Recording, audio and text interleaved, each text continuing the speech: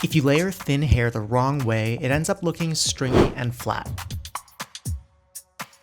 I'm going to show you exactly how I layer thin hair so it looks thicker without overcutting or losing length. And stay with me because one small mistake in the back section can ruin the entire haircut. I'll show you how to avoid that. So we're going to work off of a center part, and then we're just going to divide the front and back.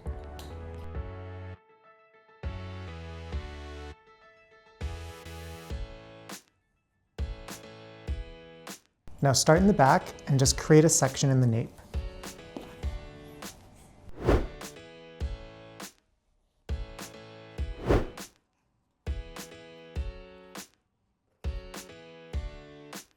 Now you can start by setting your length.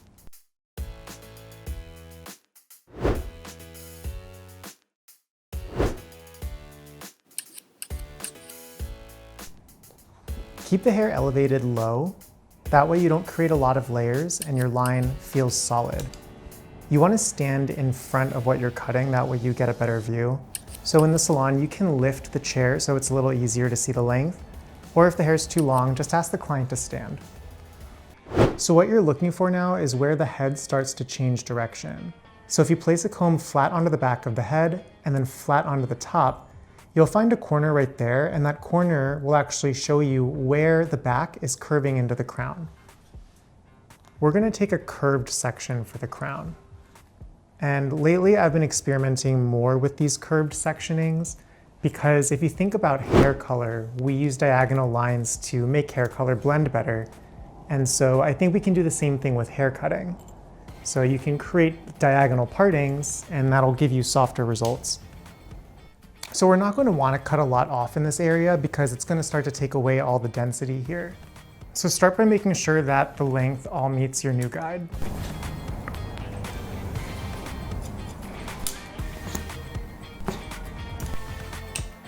In many of my videos, this is where you'll start to see me lifting the hair up really, really high and layering. But what happens when you lift this hair up really high and start to layer is you take away all of the density from the bottom.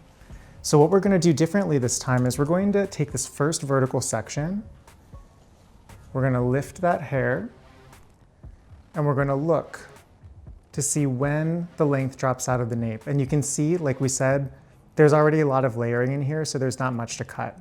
But I'm just going to cut a little bit of layering right into that shape, just to trim the ends.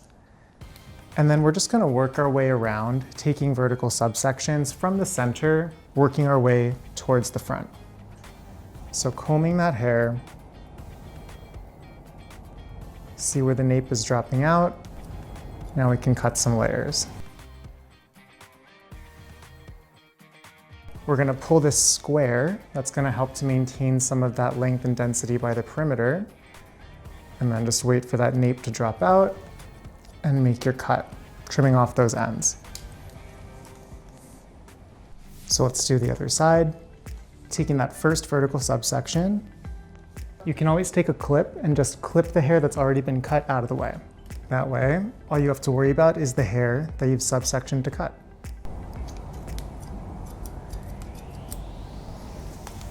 So I think that's oftentimes when we start to overlayer the hair is because we're not being really careful in this nape area. And it's also where the head slopes, because some of us, myself included, have really protruding occipital bones. So when you add too many layers in that area, it kind of takes on that shape, and then you end up with a sort of shelf layer.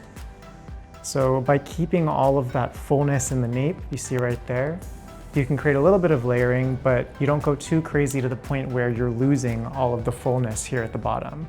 You can see how your layers start, but how you still kept all of that solid length at the very ends. And the reasoning for pulling this last section back is because the hairline does curve up.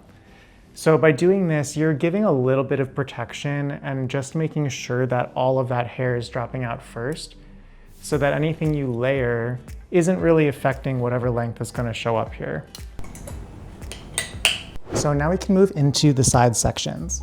And you're just going to continue that line to the front. That's going to separate the side from the top. So there's not much length to cut here, so let's shape up what we have in the front. You need the length guide to come from the back of the ear. So comb the side section forward, find where you want to keep your length, and we're just going to cut a vertical line.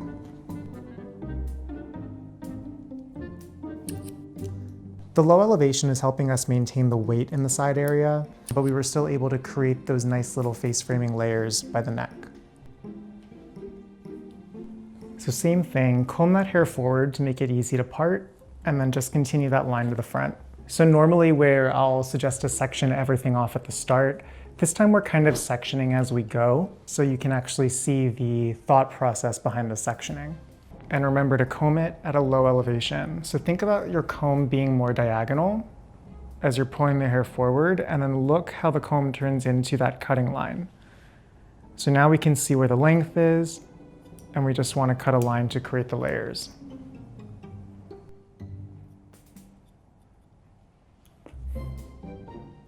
Now before moving on to the top sections, you want to check what you've created in the front.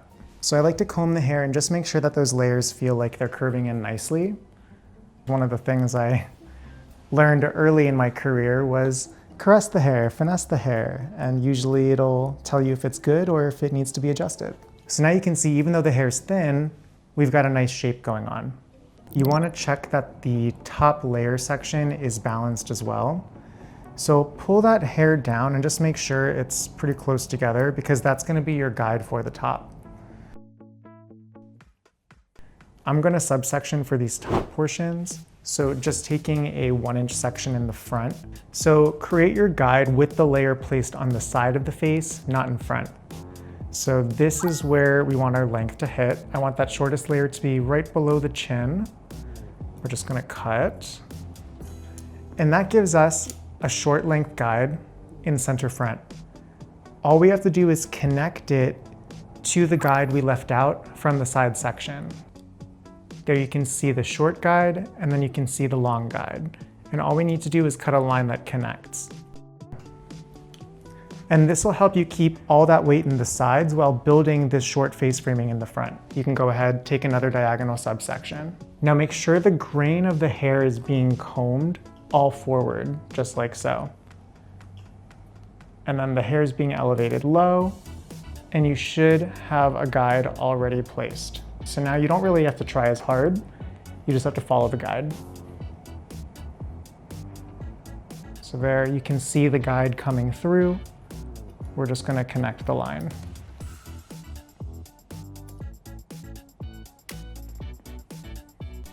If you're working in the salon, it might be easier to stand in the front like this.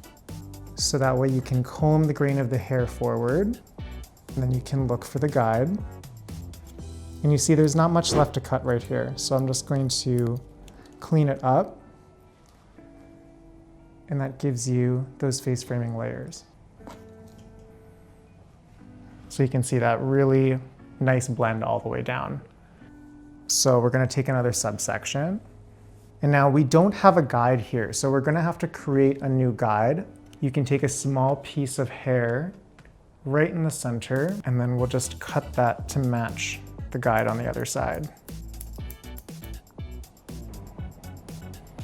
So you can see there's your short guide, there's your long guide, so we know that we have to connect right there. Makes it really simplified, and you can see the beautiful result you get from it.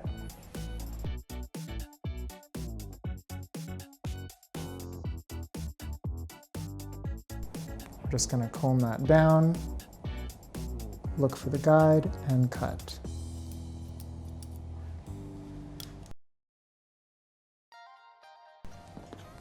So I hope you've been learning something so far. And if you master this foundational technique, you can apply it to really any hair type or hair length. You should have this A shape in the center. But you can see how the one side I probably did a little bit better with keeping my line extended than the other. So I'm just going to make sure that that shape looks pretty good, nice and round all the way around. I'm not going to cut that length off, but it's a tell that you got to be a little bit more careful than I was probably. Cool, nice and easy. So your guide for the crown is going to come from the top of the head. You're going to think about this in radial sections, kind of all radiating from the high point of the head. So start with a vertical subsection.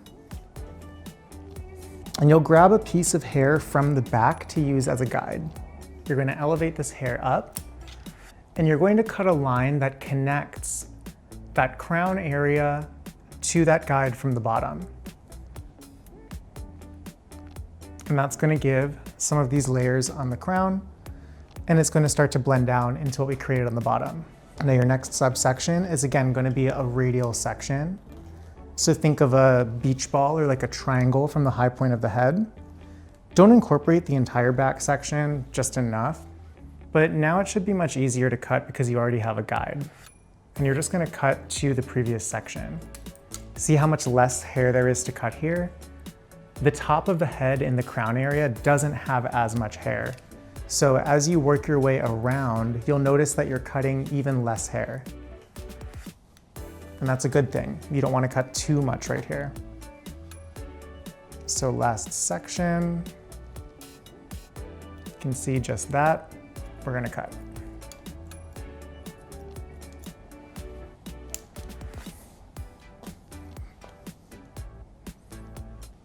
And you can see all those layers that we just created here.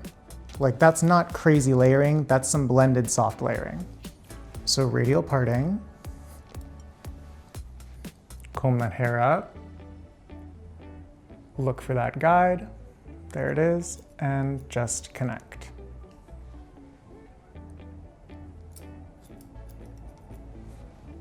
So now that you're seeing this hair being cut, I think it's a lot easier to realize how short your layers can get on top if you overlayer that bottom area. So that's why it's important to really respect the density in the bottom, so you're not creating something that's super short and moldy up top and then just stringy and flat at the bottom. Also, make sure you don't put too much of that hair from the back into the section. Otherwise, you risk creating more of a concave layer in here and layering some of the hair that you wanted to keep thick and solid. So here's the hair just kind of drying by itself. You can see all the nice layering we put in and how we were able to blend that into the length of the back. So what's really important about this is that it tells you that even if you have fine hair or thin hair, you can still have a really nice shape and a nice layered haircut.